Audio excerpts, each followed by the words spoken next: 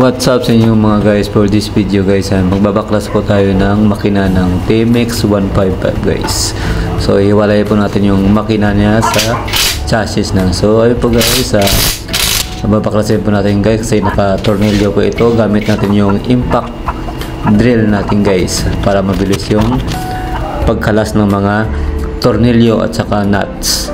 So unahin muna natin yung magneto cover. So ayun po guys, so check po natin guys yung magneto niya kung gumagana.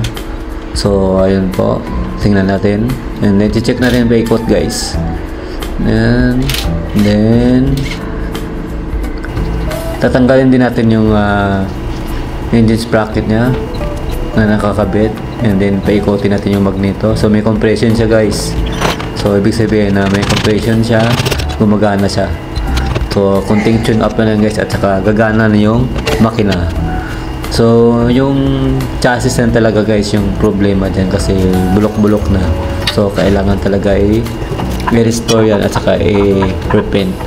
So kayo guys, so anong suggest nyo guys? So anong project na pwedeng gawin natin guys? Kasi wala pa yung papel, kaya ang iisipin natin guys ay gawin natin street bike concept para isali natin sa mga motor show o kaya kung saan mga pwede yung Pantra project natin. So ayun po guys, so pang show lang po ito guys yung motor natin yung gagawin.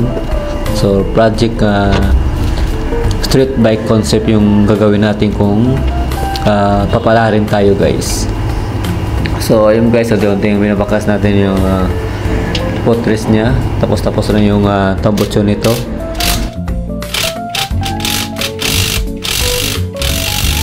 So ayun po guys, dahan-dahan natin ibaba itong makina natin, baka bumagsak. And then alalayan po natin guys kasi wala po tayong helper, kaya ako na lang, ako yung mag-aalalay nito para maibaba ang makinang ito. So ayun po guys, natanggal na siya sa bracket nya, natanggal ko na yung bolt na nakatusok sa engine ng TMX 155. So ayun po guys yung TMX 155 makina, napaka malaking makina po ito guys. So 155 po ito guys, malaki. So ayun po guys. Ayun guys, halos nabaklas po natin lahat.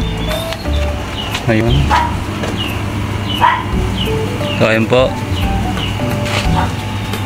Ayan, nababa ko na yung makina guys. Ayan na po yung makina ng TMX 155. So ayun po guys, halos na ibaba na po natin yung makina ng TMX 155.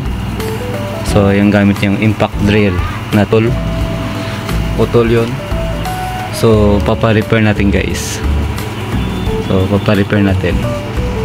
So thank you guys.